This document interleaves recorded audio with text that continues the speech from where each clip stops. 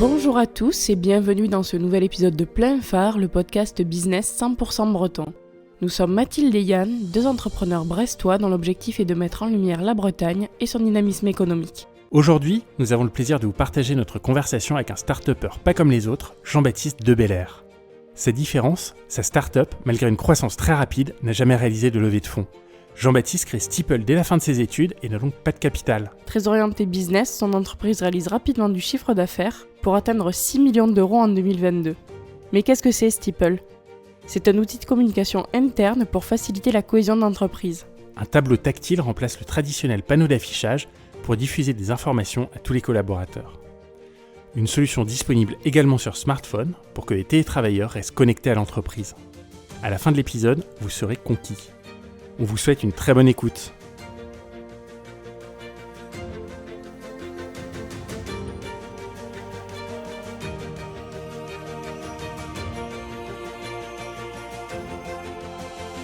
Bonjour Jean-Baptiste, merci de nous accueillir dans les locaux de Steeple. Est-ce que tu peux commencer par te présenter et nous présenter Steeple ? Bonjour Mathilde, bonjour Yann. Alors effectivement, moi je suis Jean-Baptiste Debelair, j'ai 32 ans. Je suis originaire du Finistère et j'ai immigré à Rennes. J'ai jamais travaillé aussi, ça c'est un élément un petit peu intéressant. Alors quand je dis j'ai jamais travaillé, c'est que Steeple est ma création d'entreprise qui s'est passée pendant mes études. Donc c'est un peu atypique. Et puis pour présenter Steeple, donc nous on a créé l'entreprise en 2017. On était deux cofondateurs à la base. Maintenant je suis tout seul aux manettes. On a développé la solution pendant 2 années, de 2015 à 2017, et puis on a commencé la commercialisation en 2017. Et puis depuis, l'entreprise a bien grandi, on est 110 collaborateurs, on a plus de 1100 clients qui représentent 250 000 collaborateurs équipés, et on accompagne tous ces collaborateurs et toutes ces entreprises dans l'amélioration de leur communication interne, donc la capacité qu'ont les collaborateurs à se tenir informés de tout ce qui se passe et de l'actualité de l'entreprise. Plus concrètement, est-ce que tu peux nous présenter ta solution Figital et nous rappeler ce que c'est ce terme un peu barbare de Figital ? En fait, si je vous explique un petit peu la genèse du projet, donc nous, on est en école de commerce à l'époque et c'est un projet entrepreneurial et on doit créer une entreprise. Donc au début, c'est fictif, mais ça a quand même la vocation justement d'être concret puisqu'on est évalué à la fin du master sur un business plan qu'on présente à des investisseurs. Et donc dans ce cadre-là, on réfléchit à une solution qui permettrait d'améliorer la communication entre étudiants. Parce qu'il y avait effectivement plein d'outils, il y avait Facebook aussi, mais les copains nous disaient ce serait bien si on pouvait avoir un truc un peu mieux que Facebook, il fallait les croire et avoir confiance. Donc c'était ambitieux. Ouais. Oui, voilà, c'était plutôt ambitieux, mais c'est un petit peu la genèse du projet. Et quand on finit les cours fin 2014, on arrive 2015 sur le marché du travail.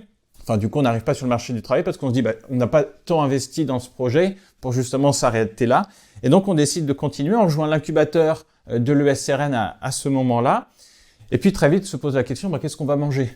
Parce que, voilà. Forcément. Mais oui, parce que on n'avait pas la chance d'être un petit peu financé par le premier financeur de beaucoup d'entreprises qui est Pôle emploi. Parce que mine de rien, on fait une rupture conventionnelle et après, on part avec un petit peu de chômage, ce qui nous aide à voir venir. Nous, ça n'a pas été le cas. On était étudiants. Donc les parents, tant qu'on était étudiants, ils disaient ok, vous êtes étudiant, faites tes projets machin, mais par contre tu arrives sur le marché du travail, là il va falloir un petit peu gagner d'argent. Donc nous on s'est posé la question de comment gagner de l'argent et on s'est dit que les étudiants c'était bien sympa, mais c'était pas sinon ça serait si c'était les plus grandes fortunes. Donc non, on est allé voir plutôt les entreprises. Et donc basé à Rennes, on a été voir les entreprises du coin et on leur a demandé est-ce que vous avez aussi des problèmes de communication ? Et on s'est rendu compte qu'effectivement, c'était un problème qui remontait de très souvent, de comment je communique avec mes collaborateurs. Donc, on a rencontré des dirigeants plus ou moins modernes, qui avaient plus ou moins l'envie de bien communiquer. Et puis, à chaque fois qu'on allait voir les entreprises, on avait ce prototype, cet outil qu'on avait développé sur ordinateur et sur mobile. Mais la problématique, c'est que en étant en Bretagne, on allait rencontrer des dirigeants dans l'agroalimentaire, dans la grande distribution, dans le transport. Et en fait, ils me recevaient gentiment. Et il me disait, mais t'es sympa avec ton truc. Mais moi, mes collabs, ils sont pas du tout connectés. Ils ont pas d'ordinateur, ils ont pas de téléphone et ils ont même pas d'adresse mail professionnelle. Donc, ils m'emmenaient souvent près des tableaux d'affichage papier pour me montrer comment ils communiquaient. Et Et donc là, en fait, je me rends compte aussi que d'avoir vécu dans un monde étudiant de jeunes où tout le monde est connecté sur plein de réseaux sociaux, c'est pas forcément la réalité. Ou du moins, c'est pas la réalité de collaborateurs qui même peuvent être très jeunes et être connectés dans leur vie perso, mais dans leur vie pro, ils se retrouvent à la machine à café avec le tableau d'affichage ou la petite affichette collée sur la machine. J'ai même vu l'affichette collée sur la porte des toilettes. Et donc tout ça part de là. Ça part de ce constat d'envie de mieux communiquer, mais de la non-connexion des collaborateurs terrain. Et un matin de juin 2016, donc 1 an et demi après avoir réfléchi vraiment en avancée, on n'arrivait pas à trouver. Je me dis, mais attends, puisque ces tableaux d'affichage, ils sont là, pourquoi est-ce qu'ils sont encore là? Pourquoi est-ce que, vraiment, c'est depuis l'époque des pharaons, on a toujours la même technique. Mais en fait, c'est parce que justement, ils sont là. Ils sont dans la salle de pause et le collaborateur qui n'est pas connecté, il passe à côté. Alors que nous, l'application qu'on avait, qui était même pas encore une application, c'était un site web, il fallait avoir le réflexe dessus, il fallait être connecté. Et donc, je me suis dit, mais attends, pourquoi ne pas prendre le meilleur du physique, le meilleur du digital, et le mélanger pour faire une solution phygitale. Et donc, on a rajouté un écran tactile près de la machine à café dans les salles de pause, où le collaborateur qui n'était pas connecté, le temps du café, 3 minutes, il pouvait aller juste avec son doigt, on est plutôt bien équipé là-dessus normalement, et donc il pouvait aller justement consulter toute l'information, et ce changement a fait toute la différence. Et c'est ce qui fait qu'aujourd'hui encore, dans le monde, on a l'unique solution qui permet d'être inclusif et de ne pas discriminer des collaborateurs terrain. Et ça change quoi par rapport au tableau papier dont tu parlais tout à l'heure? L'avantage, c'est quoi? Alors, je ne sais pas si les auditeurs se figurent un tableau d'affichage papier devant eux, mais souvent, on arrive à déceler l'information la plus fraîche par rapport au jaunissement de la page. C'est-à-dire que, les informations jaunies, on sait qu'elles sont un peu plus... Mais c'est le seul moyen d'avoir accès à l'actualité un peu nouvelle. Parce qu'on est noyé, il n'y a pas de hiérarchisation de l'information. Et donc, au final, on ne regarde plus. On passe devant, mais on ne regarde plus. En plus, c'est pas hyper attractif. En général, c'est soit des notes manuscrites, soit écrites à l'ordinateur, mais un texte noir sur fond blanc, sans image, sans rien. Donc, alors, il n'y a pas que le tableau d'affichage, parce que les entreprises, elles ont essayé d'innover. Donc, qu'est-ce qu'elles ont fait? Elles ont fait des journaux internes papier.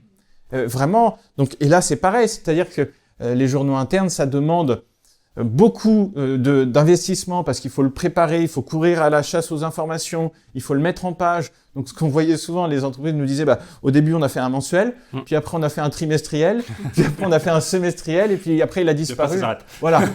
Et le problème de ces journaux papier, c'est qu'en plus, vous êtes incapable de savoir est-ce que l'information a été lue.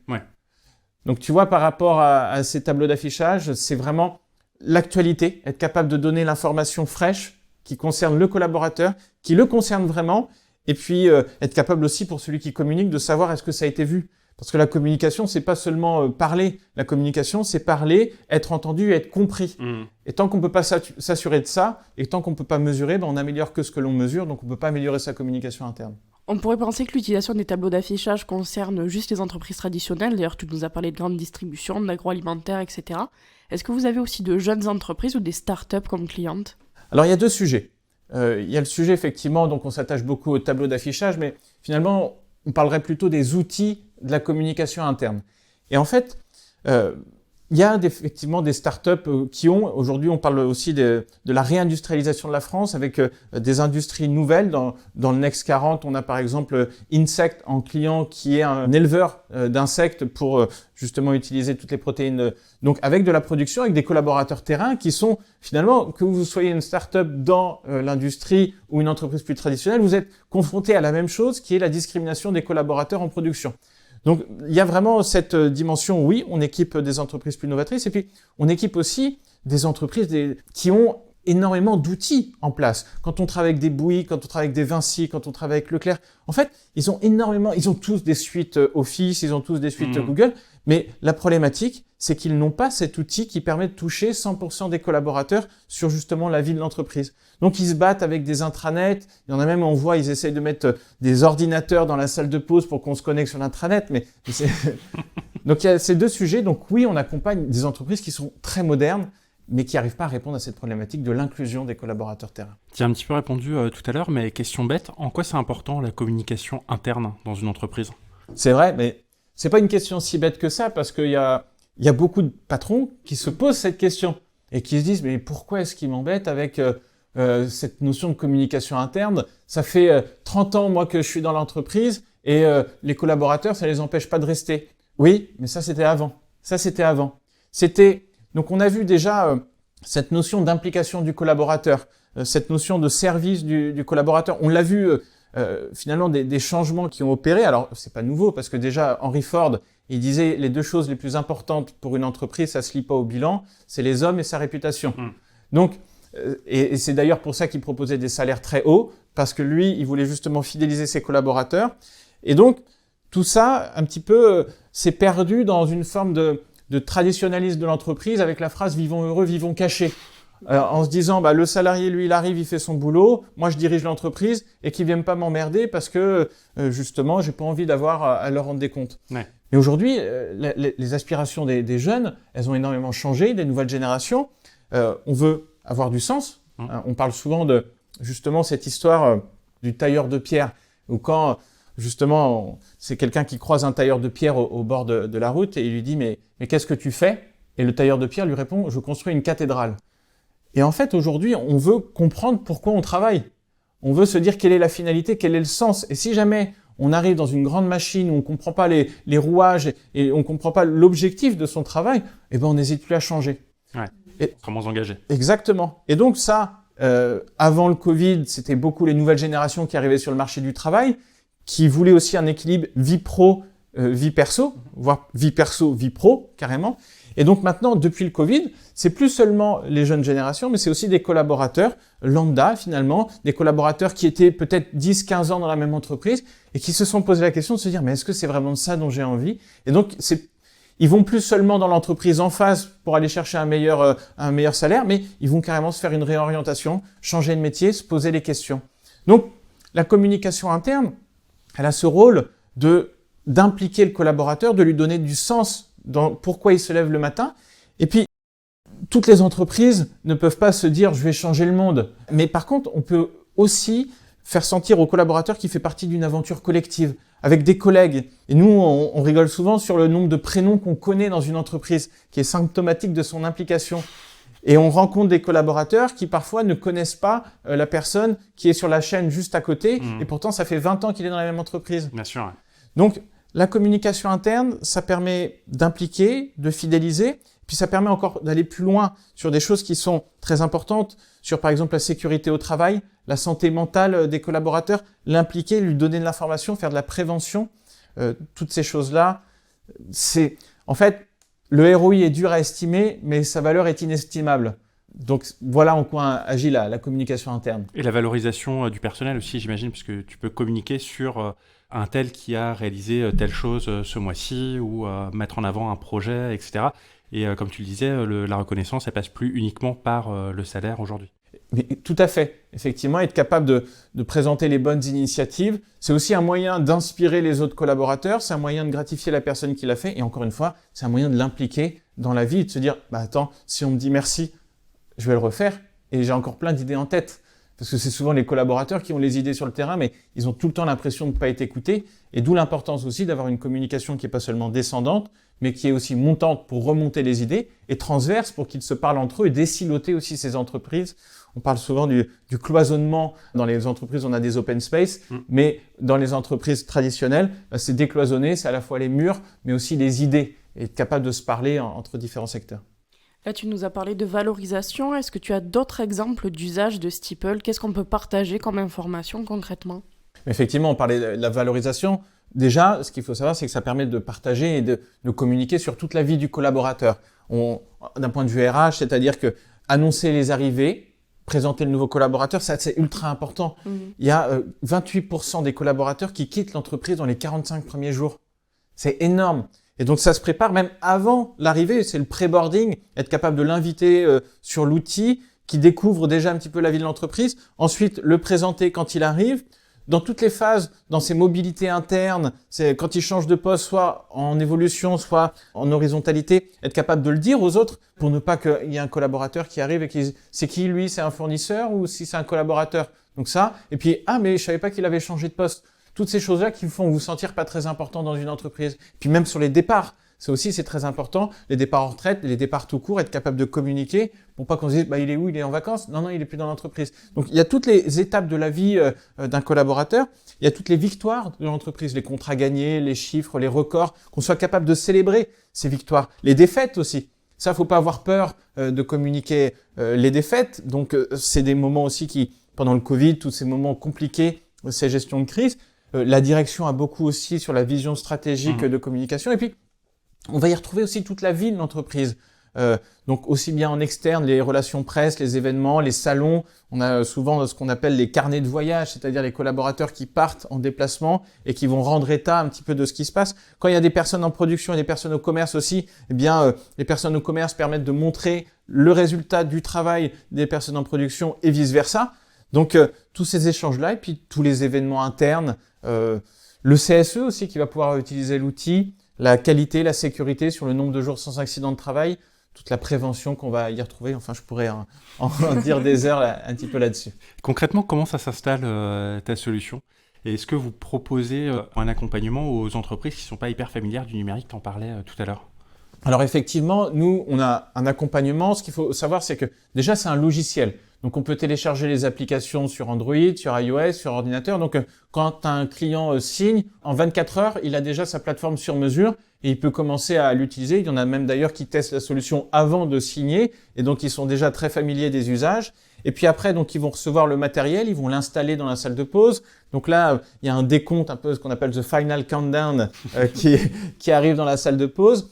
Et en fait, le jour J, on définit souvent 3 semaines, 1 mois après le lancement. Une fois qu'on a accompagné, et je reviendrai sur le volet accompagnement, eh bien le jour J, il y a un événement dans la salle de pause avec un petit déjeuner et le compteur s'arrête et révèle toute la communication qui est déjà prête. Et donc ça, faut compter 1 mois. Et entre-temps, on aura accompagné à la fois l'entreprise, mais aussi les managements à leur dire, écoutez, vous vous rappelez le temps où vous faisiez des affichettes, donc il fallait aller sur Word, il fallait mettre en page, il fallait imprimer, il fallait aller faire le tour de tous les tableaux d'affichage. Je vais vous montrer comment ça, en 30 secondes, vous allez pouvoir le remplacer sur l'outil Steeple.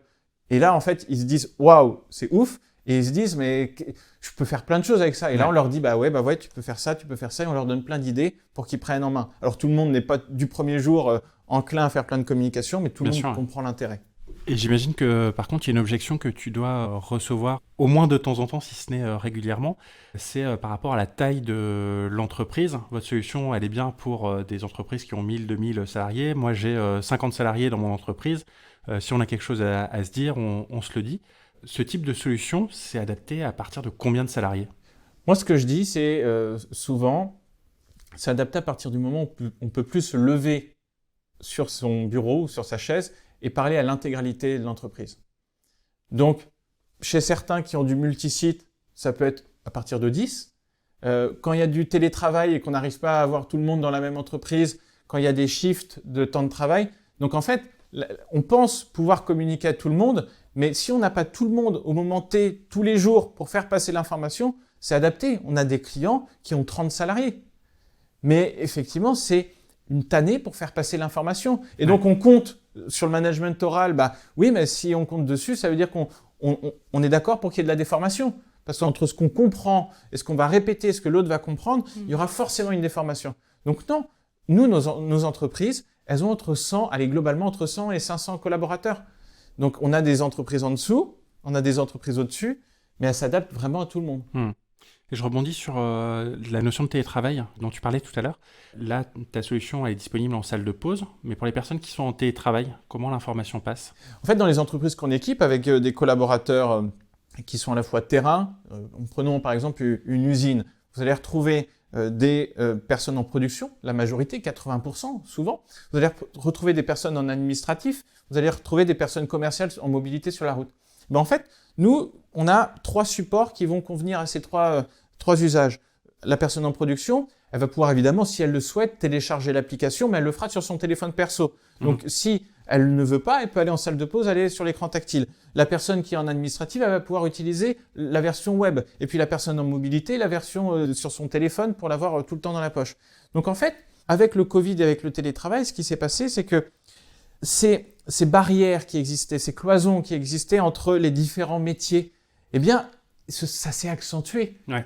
Parce que Avant, il y avait peut-être, il fallait descendre d'un étage pour aller voir les personnes en production quand vous étiez administratif, mais là, maintenant, vous êtes chez vous. Complètement. Et là, en fait, les distances sont encore plus loin et l'éloignement est encore plus fort.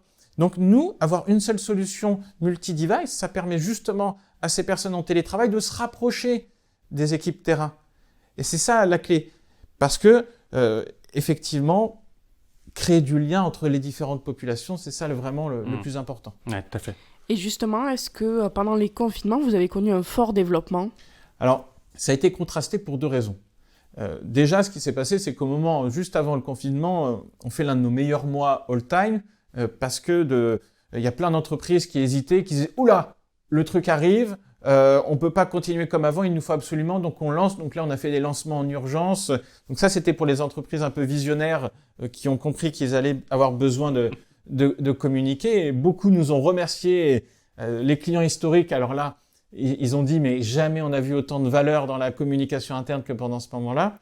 Et le problème, c'est qu'à partir du moment où il y avait le Covid aussi, nous, ce qui se passait, c'est que on avait beaucoup de communication en bouche à oreille entre les dirigeants. Donc ils se voyaient dans les clubs, ils se voyaient dans des déjeuners et ils échangeaient avec eux en disant « Ah, j'ai mis ça en place, c'est top ». On voyait aussi beaucoup de nouveaux clients arriver à partir de visites d'entreprise. Parce qu'il y a une inauguration, il y a Stifel dans la salle de pause, on présente la solution parce que c'est unique au monde. Donc on est fiers aussi de montrer. Et donc à partir du moment où Covid est arrivé, ça s'est un petit peu refermé, moins de contacts. Et puis il y a un élément aussi majeur, c'est que nous on adorait se déplacer dans les entreprises avec l'écran tactile, un écran sur mesure aux couleurs de l'entreprise. Souvent on avait presque la moitié de l'entreprise qui passait dans le bureau, c'est des moments super.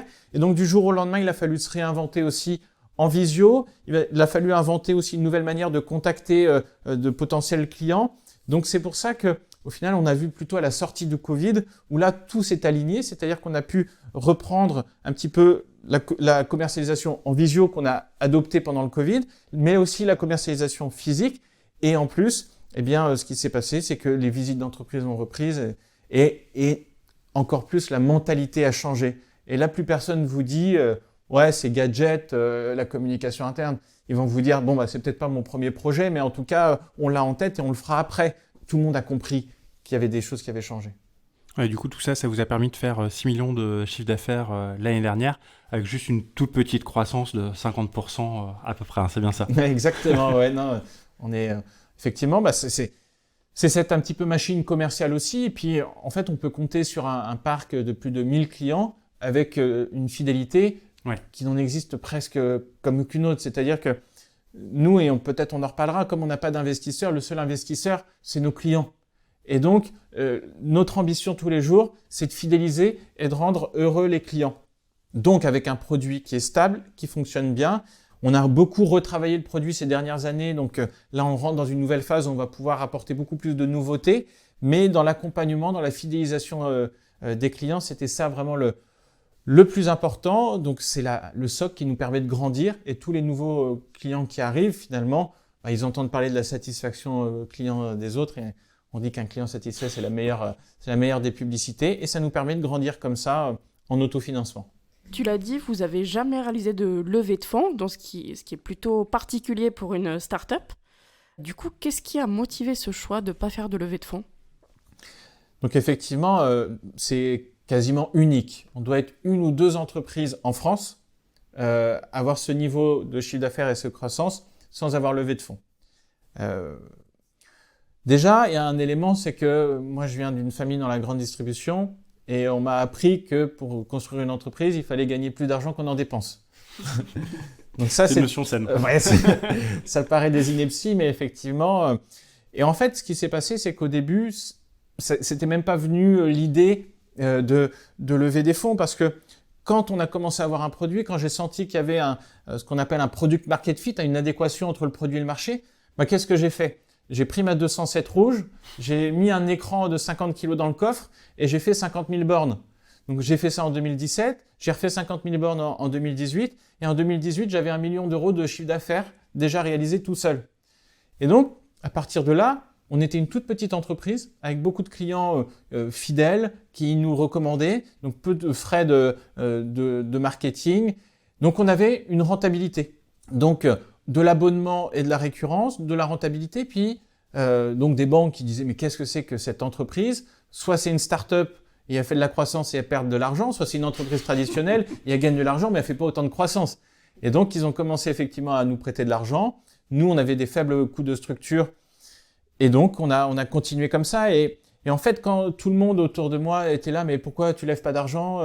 Je disais mais je comprends pas la question déjà, on n'en a pas besoin. Et en fait il y a eu une hype ces dernières années de valoriser, c'était vraiment la valorisation de l'entreprise par rapport au montant des levées de fonds et qui était décorrélée et qui était aussi, il faut se le dire, dans un microcosme parisien où on se regarde beaucoup à se dire toi t'as levé tant, toi t'as levé tant et on attire des collaborateurs qui vont chercher les levées de fonds. Alors nous un peu éloignés de ça nous permettait juste de se dire nous pourquoi on fait ça et quels sont les objectifs. Et moi à partir du moment où j'ai créé Steeple, je me suis dit deux choses. Je me suis dit 1, je veux avoir un impact mondial et 2, je veux toujours m'amuser en venant au boulot le matin. Et je me suis dit, mais est-ce que lever des fonds, c'est pas un petit peu en contradiction avec ces objectifs de vie ? Parce que je me suis pas dit, je veux créer une entreprise et dans 5 ans la revendre et m'acheter une île et une Ferrari. D'ailleurs, une Ferrari sur une île, je sais pas si c'est vrai. Ça dépend de la taille de l'île. Donc en fait, il n'y a pas cette notion de gagner plein d'argent chez moi. Donc c'est plutôt de se dire construire quelque chose à long terme, une aventure. On n'a qu'une vie, il faut se faire un petit peu kiffer quand on vient le matin au bureau. Et puis, il faut engager des personnes et des collaborateurs qui viennent aussi, pour eux aussi, vivre une aventure passionnante. Et donc, on a attiré plutôt des missionnaires, des personnes qui sont fidèles, impliquées dans l'entreprise. Et là, maintenant qu'on a un peu plus de moyens, eh bien, on continue ce développement. Est-ce que demain, on aura besoin d'avoir des investisseurs privés ? Sûrement. On travaille déjà avec les banques. Donc, est-ce que demain, il faudra rentrer en bourse ? J'en sais rien du tout. En tout cas, l'objectif ne change pas, c'est d'être le leader mondial de la communication interne. En 2023, vous avez pour objectif de passer les 10 millions d'euros de chiffre d'affaires et de recruter 70 personnes en faisant passer l'effectif du coup de 110 à 180 personnes. Est-ce que vous êtes sur la bonne voie, même sans lever de fonds ? Alors, il y a deux questions dans ta question. Il y a la question peut-être la plus importante, qui est celle du chiffre d'affaires. Ouais. Effectivement, parce que le recrutement, ce n'est jamais que trouver des collaborateurs qui participent au projet pour nous aider à justement à diffuser Steeple dans le plus d'entreprises possible. Et si les entreprises sont contentes, elles payent. Et si elles payent, ça fait du chiffre d'affaires. Donc, l'objectif est effectivement donc traduit d'un point de vue chiffre. Les 10 millions, on va forcément les approcher. On sera entre 9 et 10 millions. Si on fait une bonne année, on fera les 10 millions. Une moins bonne, on fera les 9 millions, ce qui correspondra encore une fois à 50% de croissance. Qui n'est pas non plus... C'est pas mal. Et donc après, les collaborateurs, donc il y a des chiffres qui sont placés. Nous, là, vraiment, on est dans la vocation à accompagner des collaborateurs qui veulent nous rejoindre sur plus que de la quantité, sur de la qualité. Et je suis incapable de vous dire si on est dans les clous par rapport à l'année, mais en tout cas, sur les collaborateurs qui nous rejoignent aujourd'hui, on voit une grande qualité. Et puis, il faut le dire aussi, on bénéficie un petit peu du retournement du marché de toutes les startups et les scale-up qui connaissent des difficultés actuellement, que ce soit à Rennes ou partout en France. Et donc, nous, avec notre modèle stable, eh bien, on recrute quand tout le monde licencie. Et donc, on attire des très beaux profils qui se disent, est-ce que finalement, ces levées de fonds à répétition, c'est vraiment le modèle que je veux pour ma vie, avec tout ce stress engendré par les investisseurs, par ces vagues de licenciements, ou est-ce que je veux rejoindre un projet stable ? Et donc, on attire vraiment de très beaux profils et je suis très content là-dessus. Parce que les levées de fonds, c'est pas de l'argent gratuit comme ça. Il faut savoir le gérer et gérer la croissance qui va avec derrière. Donc, c'est beaucoup de contraintes aussi. C'est déjà... En fait, c'est pas de l'argent gratuit et en fait, c'est l'argent le plus cher. Parce que on se rend pas compte, mais c'est de l'argent qui, en moyenne, coûte 30% par an. Mais personne ne le comprend parce que on a l'impression que c'est gratuit. Mais à un moment, les investisseurs, ils disent, moi, je veux ressortir. Je veux récupérer mon argent. Ils veulent faire un multiple. Donc, il y a un moment, il faut rembourser cet argent. Ouais. Et donc, ça amène déjà ce problème-là de se dire, OK, on repousse peut-être le problème à dans 5 ans, mais il sera toujours là. Ouais. Ça fait que quand l'argent arrive, il faut l'utiliser. Et souvent, il y a ce problème des entreprises qui ont reçu tout cet argent, c'est qu'ils se disent, il faut que je montre à l'investisseur que je le dépense. Et donc, ils font des vagues de recrutement énormes pour dire, juste, je recrute plein de monde. Et le problème, c'est qu'à faire de la quantité, vous pouvez un petit peu rogner sur votre culture parce que vous êtes moins attentif dans les recrutements. Et puis, vous dites, tiens, je vais prendre 2 personnes pour faire un poste. Ouais. C'est ça, tu as un peu le syndrome du gagnant du loto qui a plein d'argent tout de suite et qui le dépense sans vraiment trop réfléchir, quoi. Donc, effectivement, nous, si demain, on fait une levée de fonds demain, on saura que comment faire un petit peu de manière rentable, comment faire de manière presque pauvre, j'allais dire. Mais c'est plus sain de se dire on lève des fonds pour aller de 1000 à 10 000 clients que de 0 à 1000. Ouais, c'est sûr. Ton objectif pour 2030, tu l'as dit, c'est de devenir le leader mondial de votre marché. C'est quoi les ingrédients pour y arriver ? Déjà, 2030, c'est de la patience. Je crois que c'est Louis XIV qui disait la défaite provient de l'impatience de la victoire. Et en fait, c'est vrai que ça étonne beaucoup les candidats qui viennent quand je leur parle d'un objectif 2030. Donc les ingrédients pour y arriver, déjà, c'est de ne pas vouloir être leader mondial tout de suite et de ne pas vouloir atteindre tous les marchés tout de suite. Nous, on s'est fixé une étape intermédiaire qui est 2025, fin 2025, d'être leader européen de la communication interne des PME et ETI des secteurs traditionnels.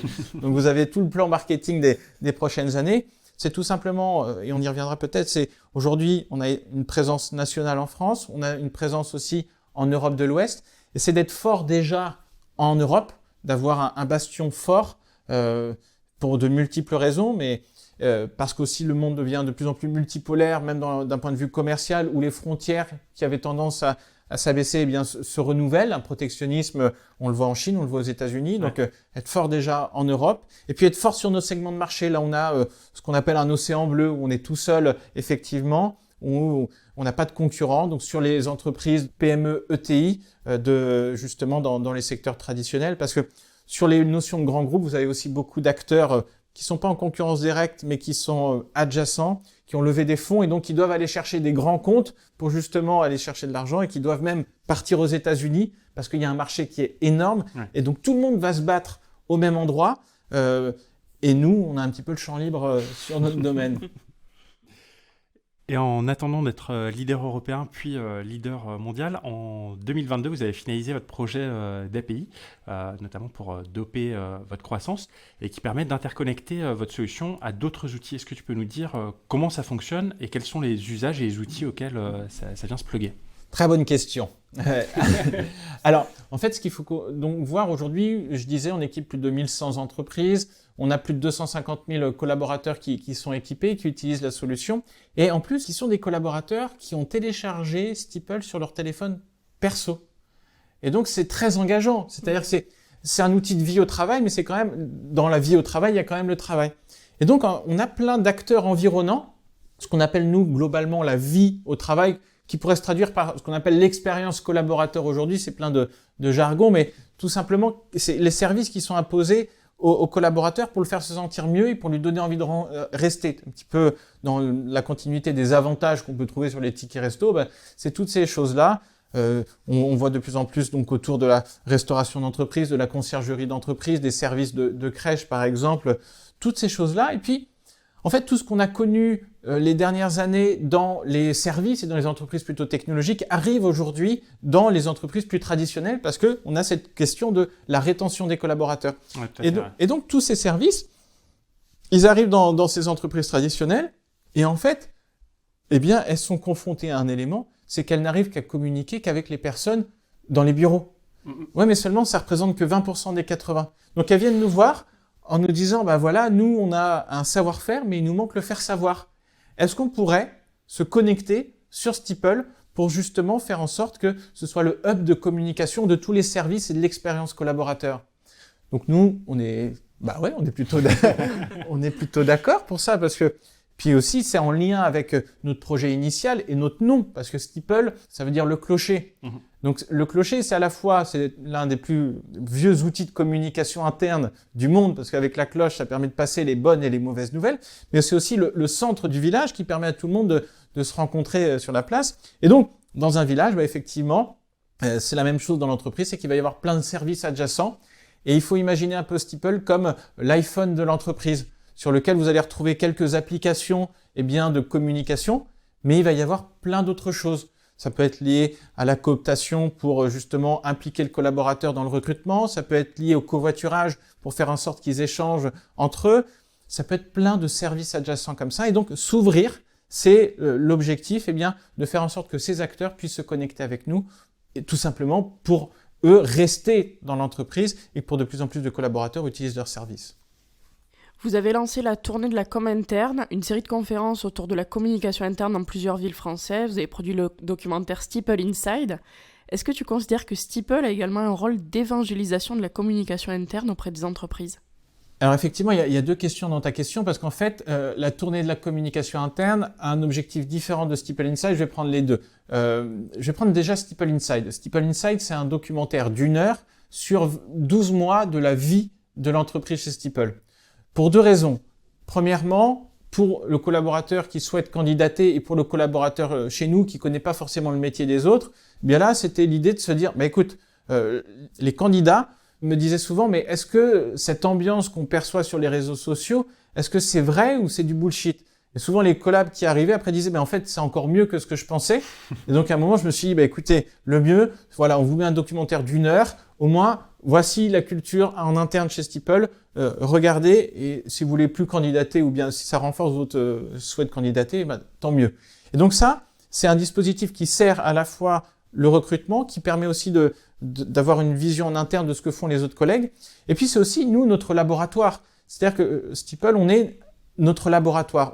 On détesterait être le cordonnier le plus mal chaussé sur justement cette notion de communication interne, sur cette notion de vie au travail, de tenter des choses, d'avoir des innovations RH en interne. Donc il y a plein de choses qu'on a mis en place. Et donc ce documentaire d'1 heure, c'est un petit peu aussi la traduction de cet esprit laboratoire et d'initiative pour nos clients, mais aussi pour nos candidats. Donc ça, c'est un sujet effectivement sur comment se réinventer dans la communication interne. Et il y a un autre sujet, c'est la tournée de la communication interne, la TCI comme on l'a appelé en interne, qui part d'un autre constat, c'est il y a ceux qui sont beaucoup moins avancés dans la réflexion de la communication interne. Et d'ailleurs, même le terme communication interne, ça parle pas à tout le monde. On parle de communication avec les collaborateurs, on comprend pas forcément toujours la communication interne. Et effectivement, nous, on a un travail un petit peu d'évangélisation sur pourquoi c'est important de bien communiquer, un petit peu en lien avec la question de tout à l'heure, pourquoi est-ce que c'est important de bien communiquer. Et puis surtout, on ne veut pas, nous en tant que Steeple, faire un événement à Paris qui va accueillir tous ceux qui sont déjà fans de la communication interne. Non, et c'est pour ça que ce qu'on a fait, c'est qu'on a été à la rencontre des entreprises du territoire. Donc on a fait en 1 semaine 8 dates, donc c'était un périple incroyable en bus, et on a été à la rencontre des entreprises du territoire qui n'étaient pas forcément matures sur ces sujets-là, en essayant de les convaincre un petit peu en évangélisateur avec notre bâton de pèlerin. Et ça a été très très bien reçu. On va refaire une édition fin d'année autour de l'expérience collaborateur. En plus de Rennes, où on se trouve aujourd'hui avec toi, vous avez des bureaux à Lyon, à Lille, Strasbourg et Toulouse. Comment est-ce qu'on maintient la cohésion quand on a une équipe dispersée comme ça ? Est-ce qu'on utilise Steeple ? C'est une très bonne question, effectivement. Et en plus de ces personnes en France, on a aussi Barcelone, Francfort et maintenant Milan. Donc déjà, effectivement, c'est très compliqué parce qu'on avait une culture très présentielle. C'est-à-dire qu'on avait une culture un peu de start-up qui aime se réunir, qui aime faire de l'événement ensemble. Et donc, en fait, il faut traduire cette culture un petit peu hybride. Il faut pas se mentir, on peut pas refaire exactement la même chose et les personnes en distance ne peuvent pas vivre la même entreprise que ceux qui sont à Rennes. Par contre, ils peuvent avoir accès à la même information. Et ça, sur la communication interne, moi, je me demande tous les jours comment je ferais sans Steeple. Non, mais, je trouve ça pas cher. Si je devais payer, je serais prêt à payer beaucoup plus. Pourquoi ? Parce que, donc déjà, ça permet à tout le monde d'avoir la même information au même moment, sans discrimination, même d'éloignement. On a aussi beaucoup d'événements, toutes les semaines, tous les mois. Donc, on a ritualisé la communication interne. Tous les vendredis, on a les victoires du vendredi qui sont communiquées. Tous les mardis, on a les mardis les clients où on partage les témoignages des clients. On a les mercredis RH, on a les jeudis SI. Donc vous voyez, on a plein de rituels comme ça. Et tous les mois, on a le jeudi tout. C'est le 2e jeudi du mois où là, on réunit toute l'entreprise, une partie en visio, une partie en présentiel. Et on va partager pendant 1 heure, 1 heure et demie toutes les projets, toutes les avancées de l'entreprise, avec toujours une phase à la fin de questions-réponses anonymes, donc en live, où les personnes ont une application pour poser les questions et on répond de manière ouverte tout de suite devant tout le monde. Donc il y a plein de rendez-vous comme ça qui permettent de faire vivre la communication. Un onboarding très important sur place pendant 2-3 semaines aussi pour chaque collaborateur. Et puis effectivement aussi, c'est de se dire que les collaborateurs qui sont à distance, ils vont revenir. Ils vont revenir de manière régulière, une fois tous les 2 mois globalement. Ouais. Et en fait, c'est du temps peut-être moins quantitatif, mais plus qualitatif. C'est-à-dire quand ils viennent, c'est vraiment pour cette idée de créer du lien. Et c'est la différence des fois où on va venir au bureau presque tous les jours, mais sans forcément s'impliquer, créer du lien avec ses collègues. Là, je vais pas dire que c'est une semaine de fête quand ils viennent, mais quand même c'est festif et ça permet de créer de la cohésion et même de rassembler des personnes qui sont aussi ici à Rennes et de faire un vrai sentiment d'équipe. Tu disais là à l'instant que tu serais prêt à payer pour utiliser Steeple. On n'a pas parlé du business model. Comment est-ce que vous fonctionnez ? Est-ce que c'est de la vente d'écran ? Est-ce que c'est de l'abo ? Est-ce que c'est du freemium ? Alors, malgré que mes copains m'appellent Darty, je ne vends, c'est pas mon métier de vendre des télés. Nous, c'est vraiment un logiciel en abonnement qui coûte 2 € par mois par salarié. Ok. Donc c'est très très simple. Il n'y a qu'un seul prix, tout est dedans. Sauf effectivement le matériel, et après les entreprises peuvent s'équiper par elles-mêmes d'écrans tactiles, ou bien nous, on peut leur vendre effectivement des écrans tactiles parce qu'on a des prix effectivement négociés. Et donc, il y a ces 2 sources effectivement de revenus. Mais notre métier, ce qu'on regarde vraiment le plus, c'est l'abonnement et le nombre de collaborateurs équipés, parce que effectivement, il suffit de faire la multiplication. Tout à l'heure, tu nous as dit que Steeple était également présent en Espagne et en Allemagne. Comment ça se passe, la communication interne, quand on ne parle pas la même langue ? Alors, nous, c'est un énorme sujet pour nous, parce que globalement, on sait qu'on va devoir passer en anglais en langue principale.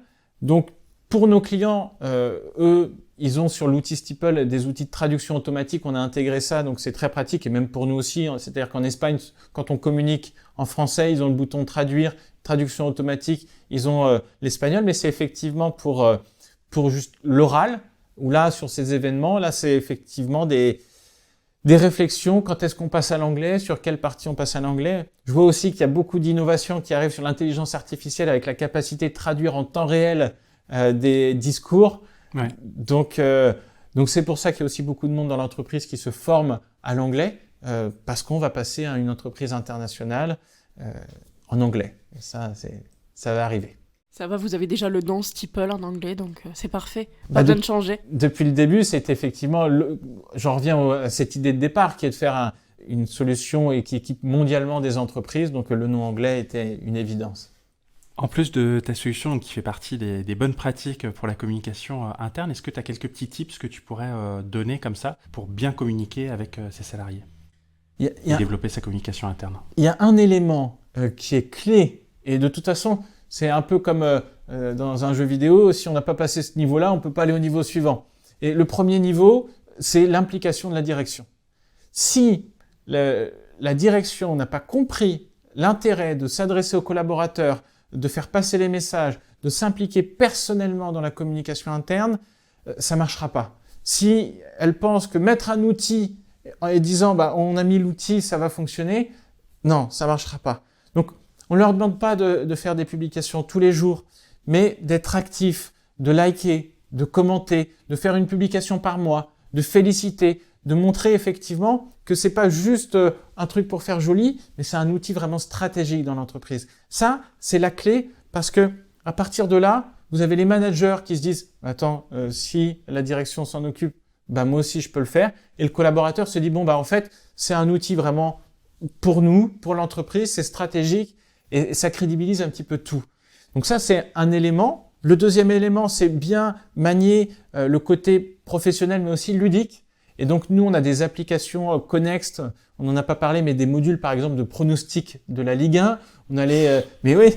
Donc, et donc, ce qui fait que, en fait, vous allez allier une information, par exemple, le record du nombre de jours sans accident de travail. Et puis, à côté, félicitations à Robert, qui est meilleur pronostiqueur du championnat de Ligue 1 cette année. Et qui gagne un maillot de l'équipe de foot du coin.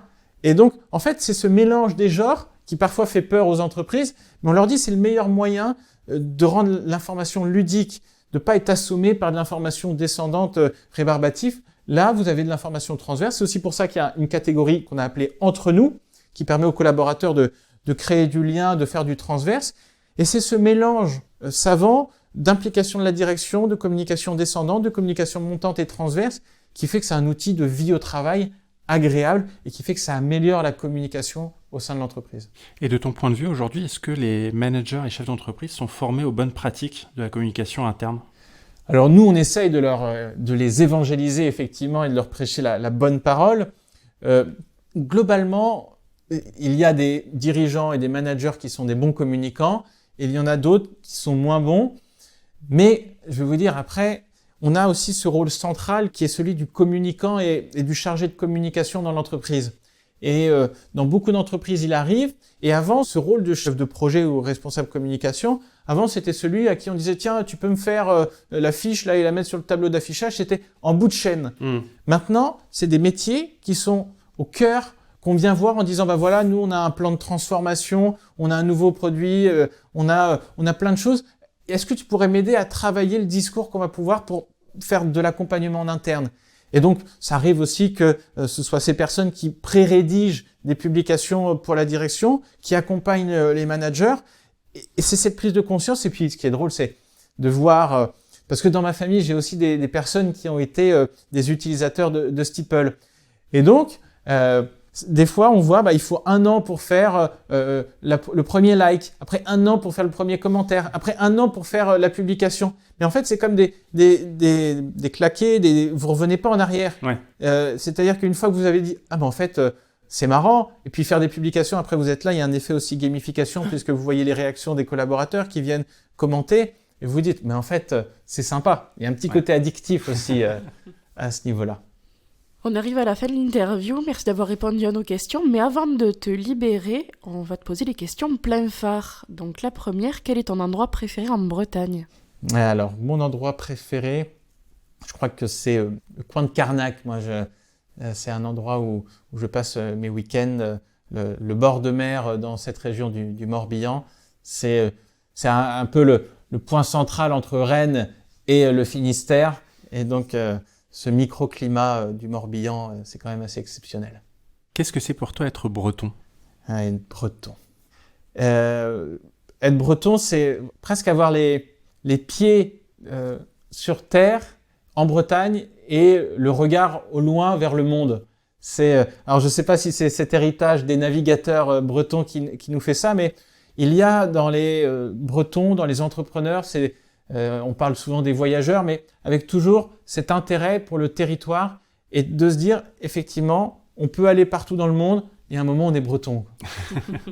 Et pour finir, c'est quoi l'entreprise à suivre en Bretagne selon toi ? L'entreprise...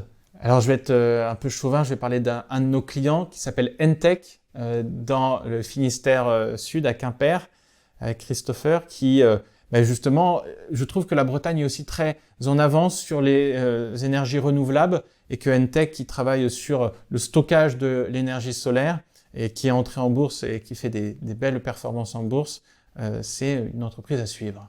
On n'avait pas préparé la réponse ensemble, mais Entech, on peut le retrouver bien sûr dans les précédents épisodes des podcasts plein phare. Est-ce que tu peux nous donner l'adresse du site web de Steeple ? Alors, c'est steeple.com. Super, très simple. Ouais. Et est-ce qu'on peut te retrouver sur les réseaux sociaux si nos auditeurs ont des questions à te poser ? Complètement, et avec grand plaisir. Suivez sur LinkedIn, connectez-vous. C'est surtout sur LinkedIn. Et je suis plutôt actif, même si c'est compliqué de répondre à tous les messages dans les temps, donc excusez-moi, mais j'essaye. Merci beaucoup Jean-Baptiste. Merci. Merci. Un grand merci à Jean-Baptiste de Belair de nous avoir présenté sa startup Steeple. Nous espérons que cet épisode vous a plu également.